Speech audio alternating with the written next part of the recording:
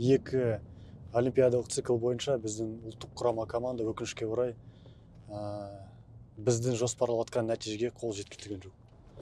Оның ішінде де бокста бар, үлкен сынға түскен халық, үкімет, біріншіден президентіміз сын айтып, бізге біраз қатар тапсырма берген болатын.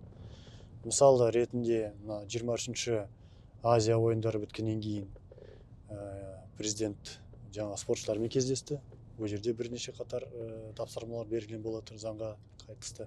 Екіншіден Париждегі олимпиада біткеннен кейін ол жерден де кейін спортшылармен әдетте кездескен кезінде бір қатар тапсырма берген болады. Сондықтан осы заңды біз баршамыз осы бір сала болып әзірлеп, негізі енді осы заңда 8 бірдей өзгеріс көзделіп отыр ғой, нақты 8 қадам, е? Жоқ, одан да көп. 8 енді ол халықтың арасында талқылап жатқанға, олар жаңалықтар, бұрын болмаған нәрселер.